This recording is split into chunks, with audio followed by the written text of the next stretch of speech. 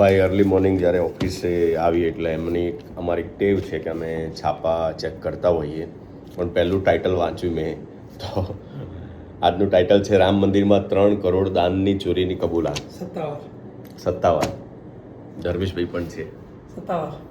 મને એ નથી સમજાતું, અંબાજી મંદિરના પણ વિડીયો આવ્યા હતા હમણાં સામે, નહીં તો સેકન્ડ ટાઈમ બન્યું. અને રામ મંદિરનું આવ્યું. એક મને વિશેષ વાત તમને કહી દઉં, એ જામીન પર છૂટી ગયા પાછા. રામ મંદિરના જે વ્યક્તિઓ છે અયોધ્યા, એ જામીન પર છૂટવા જ નથી માંગતા, કારણ બહાર નીકળે તો બધું મોં ખુલી જાય. તો અંબાજીના જામીન પાછું જો અહીંયા વૈષ્ણો દેવીમાં 500-550 કરોડથી વધુની નકલી ચાંદી ચડાવવાનું દેવ મંદિરોની આસ્થા સાથે આ એક ખિલવાડ છે. આમાં હવે તમે સીઓ મૂકશો કે જે કાંઈ હોય, પણ આવું તો થવું છે. ભાઈ આમાં કેવી રીતે લોકોની આસ્થા રહેશે? જેના સિરે જવાબદારી છે, તમે જેની પૂજા અર્ચના કરો છો, તમને આટલી જવાબદારી હોય છે ટ્રસ્ટની. જે પણ લોકો હોય, આપણે કોઈના નામ નથી કહેતા, અરે ભાઈ કોઈનાથી ના ડરો તો કાંઈ નહીં, ઉપરવાળાથી તો ડરો.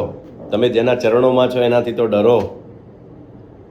અને બીજું ખબર છે, તમે અંબાજી મંદિર જાઓ ને એટલે 12 પગરખાં મફતમાં મૂકવાના હોય છે, 5-10 રૂપિયા માગે છે ત્યાં.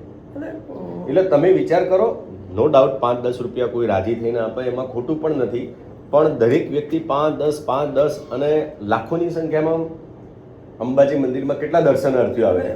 ખાલી એનું મહિનાનું ટોટલ કરો કેટલું થયું, તો એ બધા પૈસા કોણ લે? એ જ છે કે નાની વાતની રકમ તમે રોજનો ટર્નઓવર ગણો તો એ વર્ષે કેટલું થતું હશે? લાખો કરોડોમાં જતું રહે. તો એટલે જ્યાં સરકારી શાસન છે ત્યાં આ લોકોએ બીજા ધાર્મિક સ્થળો પાસેથી શીખવું પડશે કે મેનેજમેન્ટ કેવું, કે ભાઈ મને ત્યાં ઊભો રાખ્યો તો એની પર હોજ તો હોવી જોઈએ. પણ ધર્મેશભાઈ, જે મંદિરોમાં આવું બધું થાય, આપણે અંબાજી મંદિરનો દાખલો લઈએ, આપણા ગુજરાતની વાત છે એટલે, તો આવું પહેલાં પણ બની ચૂક્યું છે, આવું અવારનવાર બનતું જ આવ્યું છે.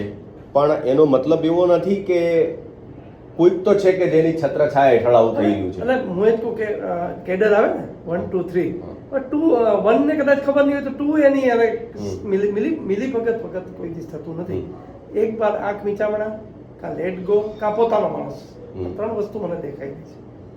આ વગર કોઈ શક્ય જ નહીં. તમે કીધું કે નાની રકમ હોય અને એ પણ જો લેવાય તો એ કેટલી થતી હશે? સાહેબ મને તો એ પેલું તો બૂટ ચપ્પલ વાળું જ મારા મગજમાંથી નથી જતું. કેટલો પૈસો થયો એનો, હે? આના બધો પૈસો મને એમ લાગે છે કે કોણ વેચતું હશે? નામ નથી આપતો. એમાં એવા ધાર્મિક સ્થળો જોયા કે તમને થેલી આપે, ફ્રી મૂકવાનો, થેલીમાં તમને આપો એટલે ટોકન આપે, તમારે બૂટ ચપ્પલ મૂકી દેવાના. આવું કેમ ન કરી શકે સરકારી તંત્રના મંદિરમાં?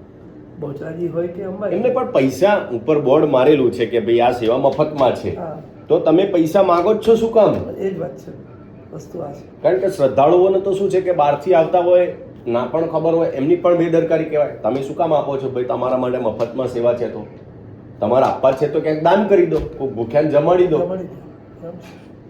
અને માતાજીના મંદિરમાં સાહેબ તમે પૈસાની ચોરી કરો છો. તમે જે વાત કરી અત્યારે ગુપ્ત નવરાત્રી અષાઢી એકમનો પ્રારંભ છે, ત્યારે આપણે આ બોલવું પડે તો કેવું થાય કે માના ધામ, શરમની વાત છે. માના ધામમાં માતાજીના મંદિરમાં યાર પૈસાની ચોરી કરો છો, થોડીક તો શરમ કરો યાર, થોડીક તો શરમ કરો. તમારી પેઢીમાં ક્યાં જઈને ઊભું રહેશે?